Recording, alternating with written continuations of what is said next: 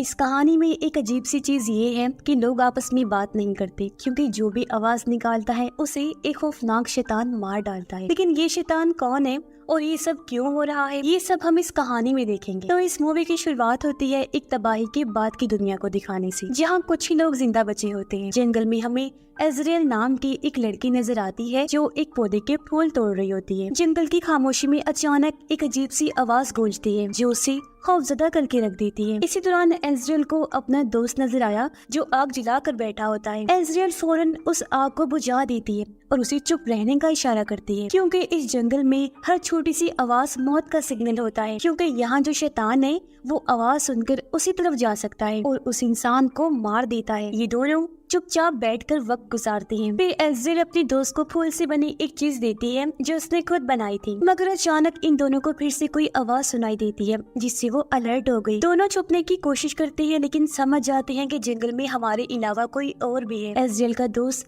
ये जानने के लिए आगे जाता है कि वो आवाज किस चीज की थी, लेकिन फिर वापस नहीं आता। काफी देर हो गई थी। एजरियल को एहसास होता है कि मेरा दोस्त किसी मुसीबत में है, इसलिए वो जल्दी से वहाँ से भाग निकलती है। वो काफी दूर तक भागती है। रास्ते में उसे एक आदमी मिला जो एजरियल को पकड़ लेता है। उसी वक्त एजरियल को एहसास हुआ कि उसके दोस्त को भी किसी ने पकड़ लिया है। दोनों को अलग अलग गाड़ियों में डाला गया और कहीं दूर ले जाया जाता है। एजरियल गाड़ी से निकलने की कोशिश करती है लेकिन कामयाब नहीं हो पाती। फिर गाड़ियाँ अलग अलग हो जाती है। एजरियल को एक अनजान जगह पर लाकर बांध दिया जाता है। वहाँ पे कुछ लोग पहले से ही मौजूद थे। एक लड़की भी थी जिसका नाम जोसेफाइन होता है। वो चाकू से एजरियल के पैर पर कट लगाकर उसे जख्मी कर देती है जिससे उसका खून बहने लगता है। अब वो लोग कुछ दूर जाकर मंत्र पढ़ने लगते हैं। ये देखकर एजरियल को समझ आ जाती है कि ये लोग किसी कल्ट का हिस्सा हैं, यानी जादू टोना करने वाले ग्रुप का हिस्सा, और ये लोग रिचुअल जादू कर रहे हैं और शैतान की पूजा करते हैं। तभी वहाँ पर एजरियल को एक शैतान नजर आता है जिसका जिस्म ऐसे था जैसे वो जला हुआ हो। उसे देखकर एजरियल अपनी जान बचाने के लिए अपने हाथ छुड़वाने की कोशिश करती है, जिसमें आखिरकार वो कामयाब हो भी जाती है। पर इससे पहले वो भागती,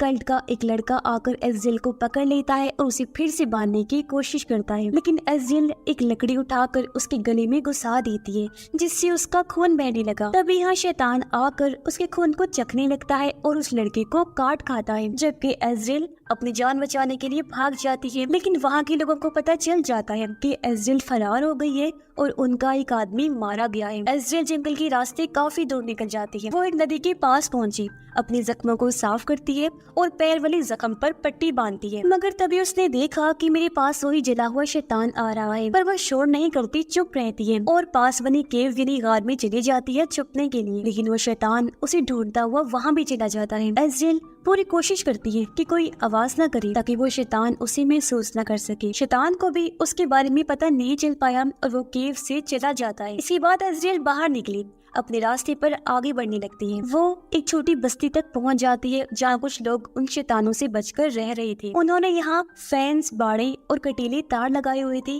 ताकि कोई अंदर ना आ सके। फैन से बचते हुए छुपते छुपाते एजरियल अंदर आ जाती है ताकि वो अपने दोस्त को ढूंढकर आजाद करवा सके, क्योंकि उसके दोस्त को यही लाया गया था। लेकिन फिर उसे वो फूल मिल जाता है जो उसने अपने दोस्त के लिए बनाकर उसे दिया था। वो यहाँ था पर इसका दोस्त नहीं था, जिससे उसे समझ आ जाता है कि मेरा दोस्त मर चुका है और ये देखकर उसे बहुत गुस्सा आता है। तब यहाँ जोसेफाइन नाम की वो लड़की भी आ जाती है। वो एक बूढ़ी औरत को चेक करने जाती है जिसकी हालत बहुत खराब थी और ये औरत जोसेफाइन की माँ थी। इसके बाद जोसेफाइन यहाँ से एक चर्च में जाती है। चर्च में कल्ट के काफी सारे लोग इकट्ठा होते हैं और वो सब लोग शैतान की पूजा करने में मसरूफ थी। जोसेफाइन जैसे अंदर आई, सब लोग वहाँ से चले जाते हैं। यहाँ चर्च में एक औरत भी थी जो दरअसल यहाँ की सिस्टर थी और वो माँ बनने वाली थी। जोसेफाइन सिस्टर से आकर मिलती है और जब सिस्टर को पता चला कि वो लड़की यानी एजरियल यहाँ से भाग गई है तो उसे काफी गुस्सा आया। वो जोसेफाइन के मुंह पर थप्पड़ मारती है, कहती है कि तुमसे इतना सा काम ना हो पाया।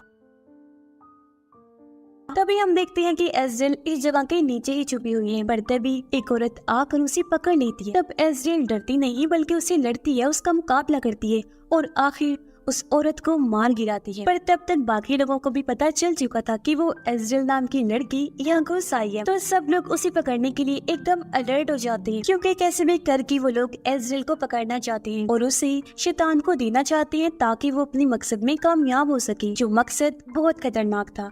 अब वो क्या था, इसका जवाब हमें आगे चलकर पता चलेगा। इसी वक्त एज़रियल को भी पता चल जाता है कि वो लोग उसे ढूंढ रहे हैं। वो खुद को बचाने के लिए वहाँ से भागती है, लेकिन उसका पाँव फेंस में फंस जाता है। वो किसी तरह अपना पाँव निकालती है और जंगल की तरफ भागती है। वो फिर से जंगल में काफी दूर निकल आई थी, रात भी हो गई थी, तो वो थक कर एक पत्थर के पास रुक जाती है। लेकिन पत्थर के पास ही एक शैतान भी बैठा होता है जो उस पर अटैक करने वाला होता है। पर जैसे तैसे एज़रियल खुद को बचाती है, लेकिन उसे एहसास हो गया था कि यहाँ एक नहीं बल्कि कई सारे शैतान हैं। वो अपनी जान बचाने के लिए यहाँ से भागने लगी और सड़क पर पहुंच जाती है, जहाँ उसे देखकर एक आदमी अपनी गाड़ी रोक लेता है। वो जब बाहर आया तो एज़रियल को चुप देखकर पूछता है कि आखिर तुम हो कौन और इतनी चुप क्यों हो, क्यों नहीं बोल रही हो। तब एज़रियल उसे भी चुप रहने का इशारा करके गाड़ी में जाकर बैठ जाती है और आदमी उसे लेकर यहाँ से निकल जाता है। गाड़ी में भी वो एज़रियल से पूछता है कि क्या तुम्हें भूख लगी है। एज़रियल चुप रहती है क्योंकि वो किसी से बात नहीं करना चाहती, चुप रहना चाहती है। अब ये आदमी इस जगह का नहीं था, तो अनजाने में वो गाड़ी का म्यूजिक तेज आवाज में लगा देता है, जो आवाज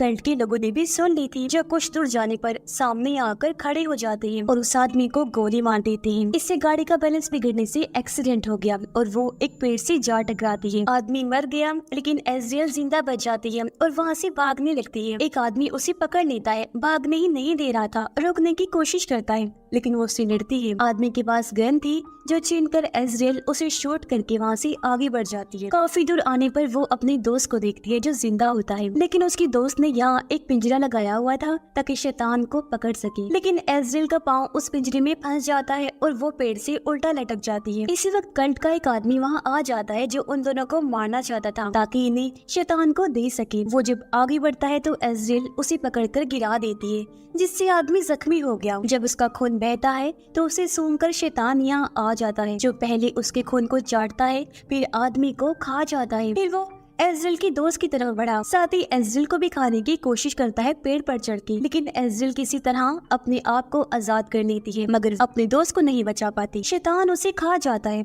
जो देखकर एज़रियल वहाँ से भाग निकलती है, लेकिन अपने दोस्त की मौत का उसे बहुत दुख था। अब वो फैसला करती है कि वो कल्ट के लोगों से अपने दोस्त का बदला लेकर रहेगी, इसलिए वो वापस उस जगह जाती है जहाँ कल्ट के लोग रहते हैं और वहाँ पे आवाज निकालती है जो ये लोग अक्सर निकाला करते थे। इस वजह से कल्ट के लोग समझते हैं कि शायद उनका कोई साथी खतरे में है और वो सब उसे बचाने के लिए जंगल में निकल पड़ते हैं। इसका फायदा उठाकर एज़रियल उस जगह पर घुस गई। फिर वो चर्च के अंदर भी चली जाती है जहाँ वो सिस्टर रहा करती थी। एज़रियल के पास एक गन थी और वो उसी सिस्टर के ऊपर तान देती है, लेकिन सिस्टर इशारा करती है कि वो प्रेग्नेंट है तो तुम मुझे नहीं मार सकती। लेकिन अब एकदम सिस्टर एज़रियल पर ही हमला कर देती है, जिससे वो थोड़ी सी जख्मी हो जाती है। तभी कल्ट के लोग आकर उसे पकड़कर अपने साथ ले जाते हैं, एक ताबूत में बंद कर देते हैं। ताबूत को मिट्टी में गाड़ कर उसे जिंदा ही दफन कर दिया जाता है। इस वजह से वो काफी घबरा गई। एज़रियल को लगता है कि वो अब वहाँ से नहीं निकल सकती, बुरी तरह यहाँ फंस गई है, बाहर निकलने का कोई रास्ता भी नहीं है। लेकिन तभी उसने देखा कि जहाँ मैं बंद हूँ उसके साथ में एक सुरंग भी है। मुसीबत की बात तो ये थी कि वहाँ शैतान रहते हैं।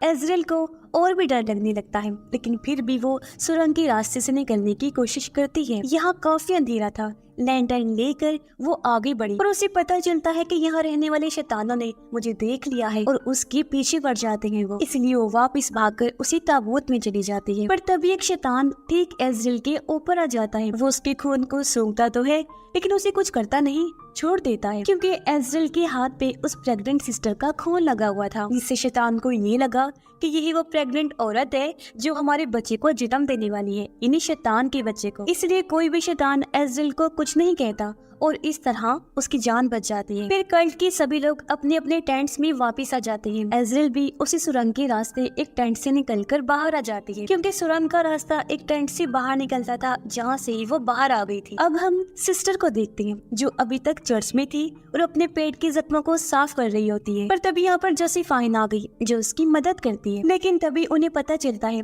कि बाहर किसी टेंट में आग लग गई है, जो टेंट वो था जिसमें जोसेफाइन की मॉम थी। देखते ही देखते ये आग दूसरी टेंट्स तक भी फैल जाती है, सारे ही टेंट्स जल जाते हैं। तब हमें पता चलता है कि ये आग और किसी ने नहीं बल्कि एज़राइल ने ही लगाई होती है। सभी लोग आग बुझाने की कोशिश में लग जाते हैं, जबकि एज़राइल यहाँ पर एक बंदूक उठाती है और लोगों को गोलियां मारना शुरू कर देती है। एज़राइल का गुस्सा अब अपनी आखिरी हद तक पहुँच गया था और वो किसी भी कीमत पर रुकने को तैयार नहीं थी। वो जोसेफाइन को भी गोली मार देती है और काफी सारे लोगों को शूट करके मार देती है और एक की तो उसने गर्दन तक काट दी थी। फिर वो यहाँ से चर्च में पहुँच जाती है जहाँ सिस्टर अकेली होती है। यहाँ आकर सिस्टर और एज़राइल के दरमियान लड़ाई शुरू हो जाती है। सिस्टर जो हालांकि प्रेग्नेंट होती है, इसके बावजूद भी वो एज़राइल पर भारी पड़ती है। वो एज़राइल को मारने की कोशिश करती है, पर तभी सिस्टर की तबीयत खराब हो गई, यानी उसका बच्चा पैदा होने का टाइम आ गया था। अब जोसेफाइन भी यहाँ गन लेकर आ जाती है क्योंकि वो मरी नहीं थी, बच गई थी। वो एज़राइल पर गोली चलाती है लेकिन वो बचकर किसी तरह छुप जाती है। पर अब एज़राइल जोसेफाइन पर हमला कर देती है और इन दोनों की खतरनाक लड़ाई होने लगती है। फिर एज़राइल एक बड़ा सा चाकू उठाती है और जोसेफाइन की गर्दन में घोंप देती है, जिससे जोसेफाइन वहीं मर जाती है। फिर एज़राइल सिस्टर की तरफ बढ़ी। सिस्टर ने अपने बच्चे को पैदा कर दिया होता है, लेकिन वो इससे बहुत ज्यादा खौफजदा हो गई। उसे बच्चे से डर लग रहा था। वो अब खुद एक चाकू उठाती है और अपना गला काट लेती है, जिससे उसकी वहीं पर मौत हो जाती है। एज़राइल उस बच्चे को देखने के लिए आगे बढ़ी। वो बच्चे को अपने हाथ में उठाती है। अब तभी वहाँ पर बहुत सारे शैतान आ जाते हैं। साथ ही हम इस बच्चे का चेहरा देखते हैं, जो इंसानी बच्चा नहीं था बल्कि किसी बकरी की तरह लग रहा था। बहुत ज्यादा भयानक रूप था उसका। अब वो सारे शैतान एज़राइल के सामने आ गए, लेकिन उसे कुछ भी नहीं कहते क्योंकि उन्हें ये लगता है कि ये बच्चा उनका मसीहा है और एज़राइल इस मसीहा की माँ है, तो हम इसे कुछ भी नहीं कह सकते। सब शैतान ये देखकर काफी खुश हो जाते हैं और वो उसके सामने झुक जाते हैं, जिससे एज़राइल को इस टाइम ये एहसास हो रहा था कि मैं इनके लिए कितनी अहम हूँ, क्योंकि उन शैतानों का मसीहा मेरी गोद में है और वो इसे मेरा बच्चा समझ रहे हैं, मुझे इसकी माँ समझ रहे हैं। वो बड़े गौर से बच्चे को देख रही होती है क्योंकि वो सोच रही थी कि एक तरह से इस बच्चे के जरिए मेरे पास पावर आ गई है, जो अब मैं इंजॉय करूंगी इन शैतानों पर हुकूमत करके, इन पे कब्जा करके। वो जो पहले एज़राइल को मारना चाहते थे, अब हमेशा उसके गुलाम बनकर रहेंगे। और इसी के साथ ये फिल्म भी इधर ही खत्म हो जाती है।